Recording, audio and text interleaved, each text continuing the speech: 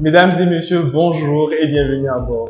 Ici votre steward Vincent Kevin et j'ai l'honneur de vous annoncer une expérience extraordinaire à bord de notre émission. En provenance du magnifique pays, le Togo, nous avons la chance d'accueillir une invitée extraordinaire. Son courage, son expérience et son parcours sont une source d'inspiration pour nous tous.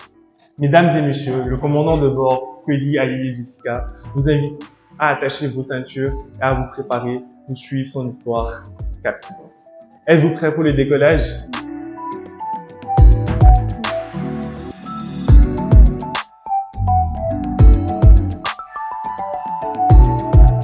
Alors bonjour Madame Jessica, Bonjour Kevin. merci d'avoir accepté notre invitation. C'est un honneur pour nous de vous accueillir aujourd'hui sur ce plateau. Merci à vous de m'avoir invité, c'est un plaisir. Alors, êtes-vous prêt à commencer cette interview? Moi je suis prête, est-ce que vous êtes prêts? Je suis plus que prêt. Ça marche. Alors, nous allons débuter par la première question. Nous allons vous rappeler, chers internautes, que Madame Ayeye Jessica, ici présente, est une ancienne élève du lycée international Cours-Lumière, bien sûr. Ça fait 8 ans que vous avez quitté l'établissement, si je ne me trompe pas, c'est ça? 2017, 7 ans. Ah, ça fait 7 ans, excusez-moi. 7. Du coup, 7 ans que vous avez quitté le lycée international Cours-Lumière. Et donc, la première question, qu'est-ce que ça vous fait de revenir 7 ans après dans cet établissement? Déjà, moi j'étais pas dans ce bâtiment, j'étais dans l'ancien bâtiment. Oui. Mais je suis toujours intimidée, hein, je me sens toujours élève quand je viens, quand je vois les profs. Mais c'est quand même un plaisir, un honneur de me dire waouh, j'ai quand même fait ce lycée, quoi. Alors, d'où vous êtes venue cette passion, enfin, de suivre ce parcours, de vous lancer dans l'aéronautique? Alors moi j'ai toujours voulu être pilote. J'ai vraiment toujours voulu être pilote. Mon père travaillait à l'aéroport. Il a toujours travaillé à l'aéroport. Donc j'allais souvent le voir au boulot. Et j'avais cette tendance à aller en haut au restaurant et à voir les avions décoller et atterrir. Et aussi j'ai mon oncle qui est pilote aussi. Donc il a toujours été ce modèle pour moi de métier de rêve si je peux le dire ainsi. Et par-dessus tout, j'aime voyager, j'aime découvrir de nouvelles horizons, j'aime découvrir de nouvelles personnes, de nouvelles cultures. Donc, c'est tout naturellement pour moi.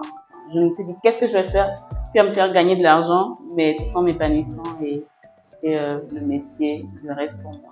Lorsque vous avez annoncé à vos parents que vous voulez vous lancer, devenir pilote, qu'est-ce qu'ils ont pensé de cela? Ce n'était pas une surprise pour eux, hein. C'était pas une surprise pour eux. C'est vrai que j'hésitais, soit est-ce que j'allais faire la médecine ou l'aviation, parce que c'est deux domaines qui me fascinaient toujours. Et donc mon premier choix n'a pas été l'aviation parce que je n'avais pas confiance en moi parce que déjà je suis assez courte. Ça ne se voit pas comme ça, mais je suis assez courte. Et je me disais enfin c'est pas possible pour moi d'être pilote, donc j'ai voulu faire autre chose. J'ai commencé vite fait en médecine, mais très très vite fait. Je me suis rendu compte que j'aimais pas vraiment.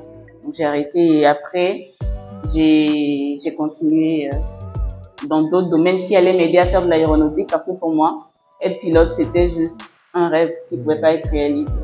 Nous avons la chance d'avoir au lycée international Cours-Lumière des cours d'orientation. Et la question qui suit est la suivante. Est-ce que Cours-Lumière a eu un impact dans votre orientation? Est-ce que le lycée international vous a aidé pour cette voie? Comment il vous a aidé?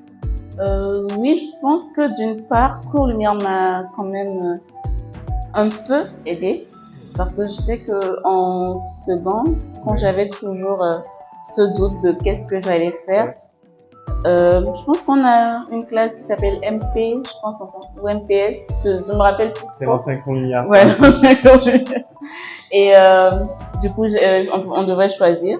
Et moi, j'avais choisi mathématiques comme. De toute façon, j'ai fait un bac S, spécialité mathématiques.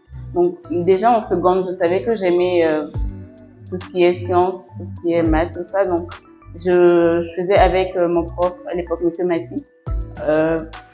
On allait dans ce sens et j'avais fait quelques petites recherches sur Internet. J'avais vu quel domaine d'études pourrait m'aider à aller en aviation. Je n'étais pas forcément pilote, mais à faire de l'aéronautique. Et je sais que avec une base solide en mathématiques, je pouvais rejoindre l'aéronautique. Donc oui, les supports que Cours-Lumière offrait déjà en classe, m'ont beaucoup aidé. Mais par-dessus tout, on avait souvent des journées d'orientation, des journées découvertes de métiers. Et j'ai moi-même organisé ces journées. Donc, on invitait souvent des corps de métier. Donc, j'ai pu échanger parfois avec des personnes dans le domaine. Je ne sais plus s'il y avait des pilotes, mais je sais qu'il y a des personnes dans le domaine de l'aviation, donc qui m'ont un peu plus orienté, qui m'ont donné une vue un peu plus globale de l'aviation en général. Donc, ouais, en quelque sorte, mon parcours à Cours Lumière a un peu impacté aussi sur moi. Du coup, ces semaines d'orientation pour l'information se passent toujours au lycée international Lumière. Et bientôt, il y aura une prochaine édition de cette semaine d'orientation. Je pense que c'est vous-même l'autrice, on va dire un peu. On verra bien. Ok. Comment vous vous sentez face à ce métier qui regorge un peu plus de gens masculins? Enfin, c'est un métier qui est, sans se le cacher, qui comporte un peu plus d'hommes que de femmes. Alors, comment vous vous sentez à l'intérieur de ce corps? Déjà, les statistiques le montrent. Il y a moins de 10% de femmes dans le monde qui sont pilotes et encore moins en Afrique. Je sais. Mais par-dessus tout, comment je me sens? J'ai tendance à dire que je fais un métier. Enfin, je ne fais pas un métier d'homme, mais je fais un métier comme tout autre. Et moi, je me sens bien. Hein. Je me sens bien dans mon métier. Je me sens à ma place. Je ne me sens pas femme au milieu d'hommes, mais je me sens collègue au milieu de d'autres collègues. Donc, alors, quels conseils pouvez-vous donner aux jeunes filles du lycée international Lumière qui voudraient se lancer dans des métiers comme l'aviation? Alors, à ces jeunes filles, je leur dirais, déjà, croyez en vous. Vous devez être la première personne qui croit en vous. Parce que si vous ne croyez pas en vous, ce ne sera pas possible d'avancer. Ce genre de métier, c'est pas des métiers forcément évidents à faire. Le parcours est vraiment très long, très périlleux. Mais avec beaucoup de confiance en soi, avec beaucoup de foi en soi et avec beaucoup de soutien positif nous entourant, on peut le faire. C'est vrai, ce ne sera toujours pas facile. Hein. Il y aura des moments de breakdown total, il y aura des moments où vous voudrez abandonner, il y aura des moments où vous allez vous questionner, mais c'est quoi même? Je suis une femme, je peux rester dans un foyer et vivre de l'argent de mon mari. Mais non, en fait, on parle d'un monde de girl power, on parle d'un monde d'émancipation de la femme, d'autonomisation de la femme, on parle d'un monde où les jeunes filles sont épanouies, s'autosuffisent. Donc, croyez en vous, soyez vraiment déterminés, donnez-vous les moyens à fond. Ce ne sera pas forcément évident, même aux jeunes hommes, hein, j'ai envie de dire, ce ne sera pas forcément évident, mais avec beaucoup de détermination, avec beaucoup de courage, tout ira bien. Merci beaucoup pour cette motivation. Parce que franchement, déjà, le programme qui change, les terminales qui sont un peu stressés par leur choix d'orientation, certains jusqu'à présent ne savent pas quoi faire plus tard. Vraiment, avec ce petit mot de motivation, ça va les aider. Par rapport à ça, je veux bien partager un petit truc. Comme j'ai dit, j'ai voulu faire mathématiques. Qu'est-ce que je raconte? Excusez-moi. J'ai voulu faire médecine ou pilote et j'ai commencé en médecine. J'ai fait 4 mois en médecine, hein, j'ai fui. Mais si vous voulez être médecin, vous pouvez le faire. Mais après ça, j'étais en école d'ingénieur. J'ai fait 2 années de classe préparatoire en école d'ingénieur, voulant plus tard faire de l'ingénierie aéronautique aussi. Mais après les 2 années de classe préparatoire, je ne m'épanouissais pas vraiment. Je trouvais la charge de travail trop. Ça, c'est moi. Et après, je suis allée en licence mathématiques. J'ai continué en mathématiques parce que j'avais vu qu'avec une licence mathématique, tu pouvais quand même faire un rebond après pour faire de l'aéronautique. Donc, toujours dans mon domaine, dans mon parcours de faire de l'aéronautique plus tard, j'ai fait. Mais pour en arriver là, pour être pilote aujourd'hui, j'ai dû passer par tous ces trucs. Et je sais que quand j'étais en terminale aussi, à l'époque, il fallait faire 24 choix. Enfin, on avait 24 possibilités. J'en avais fait 18, je pense, un truc comme ça, parce que même moi, je savais pas vraiment ce que je voulais faire. Mais enfin, si, je voulais être pilote, mais je savais pas vraiment à l'époque ce que je voulais faire.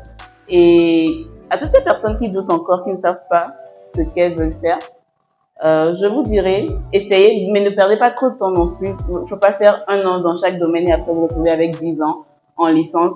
Donc, c'est pas ça le but, mais voyez d'abord ce qui est au fond de vous, dans votre cœur, ce que vous voulez faire vraiment. j'ai tendance à dire que moi, le métier de pilote a toujours été dans mon cœur. Donc, je sais que c'était le bon choix pour moi, mais je n'y croyais pas parce que être pilote, déjà une femme pilote en Afrique, c'était pas évident.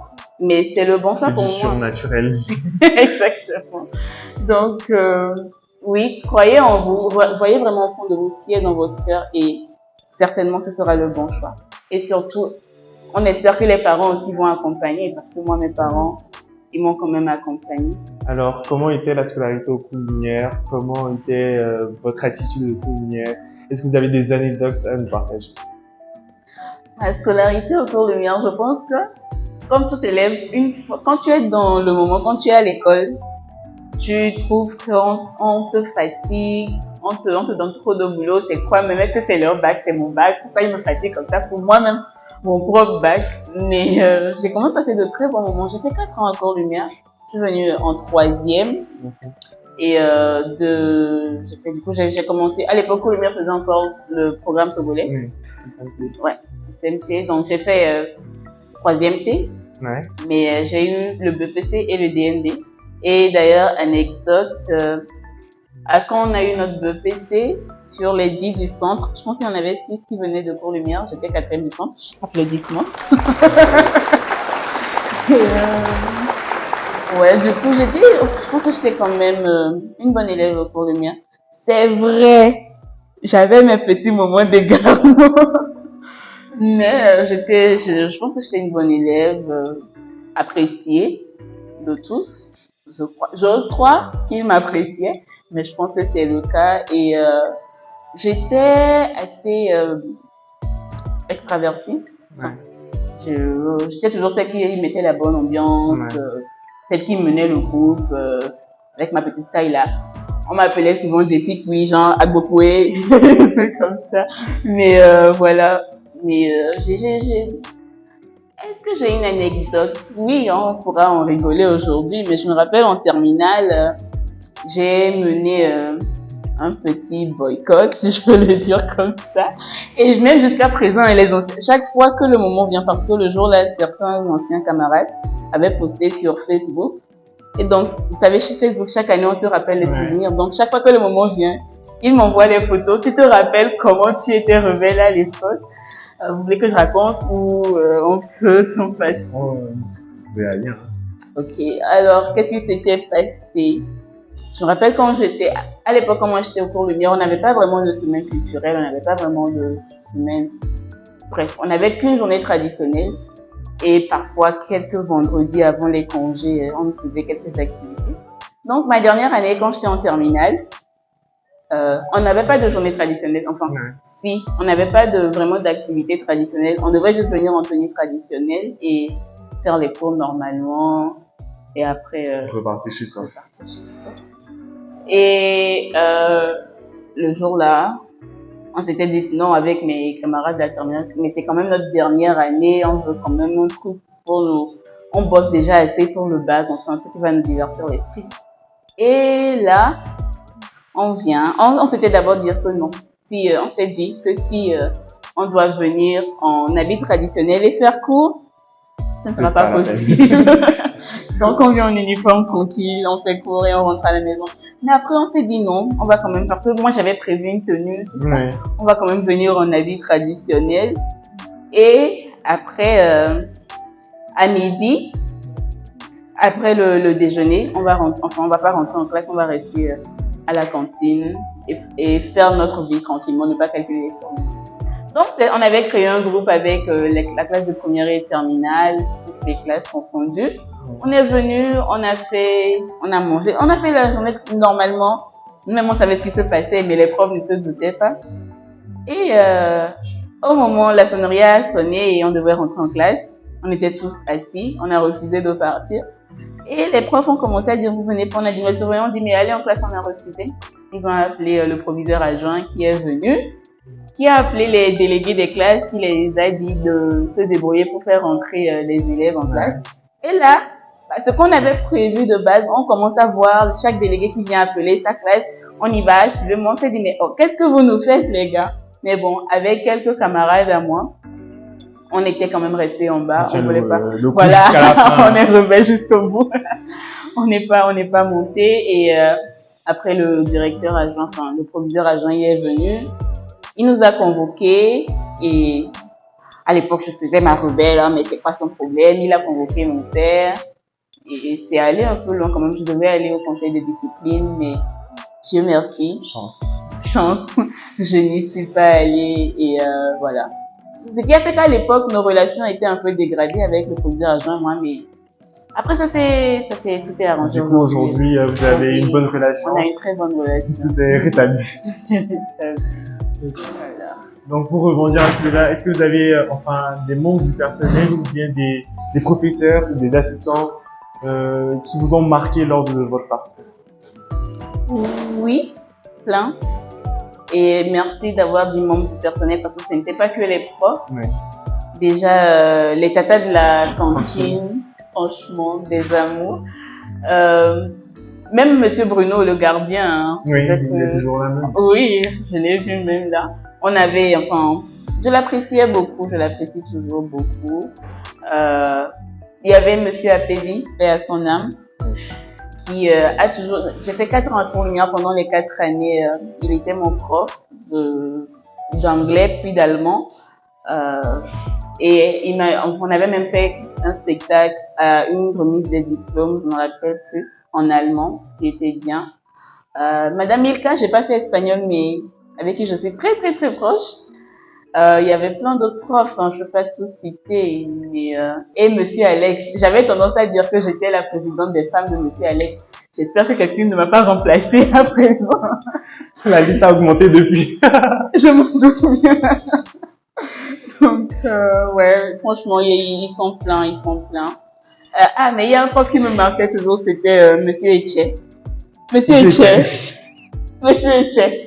Même quand on est fatigué, quand les autres profs ne font pas cours, Monsieur Etche est toujours là pour faire cours. Franchement, je ne sais pas comment il est, mais c'est un très bon prof quand même. On l'appréciait beaucoup. Et Monsieur Docli aussi, notre prof d'anglais à l'époque, Monsieur Mathieu. Je ne peux pas tous les citer, je les appréciais tous, mais ouais. Du coup, tout le monde vous a un peu marqué. Chacun m'a marqué à sa manière. Est-ce que vous avez toujours gardé contact avec vos anciens camarades? Comment ils ont trouvé tout votre parcours jusqu'à présent? Oui, j'ai toujours gardé. Je pense que à Courlumière, on ne perd jamais contact. C'est la vérité. On a gardé contact. Ils sont fiers. Ils sont très fiers. Ils me le disent. Même tout à l'heure, je recevais encore quelques messages d'eux qui me disaient « Ah, je peux me vanter du fait que je connais la première femme pilote du Togo. J'ai fréquenté avec la première femme. C'est ma copine, c'est mon amie. » Oui, ils sont fiers. Et surtout, on est tous fiers, on est tous contents de voir le parcours de chacun. Et j'avais une amie qui me disait la dernière fois que on commence à voir un peu la concrétisation de tout ce qu'on a investi, de tout ce qu'on a sacrifié. Et ça fait plaisir de voir que oui, on a pleuré. On a pleuré ensemble, on a rigolé ensemble, on a fait nos bêtises ensemble. Mais là, on réussit ensemble et c'est un grand bonheur. Alors, nous avons vu récemment des images circuler avec un échange de Madame Victoire Tombé, la chef du gouvernement. Pouvez-vous me dire de quoi vous avez parlé lors de cet échange? Bien sûr. Donc, d'abord, le but de l'échange avec Madame le Premier ministre, c'était tout d'abord de me présenter à elle. Ouais.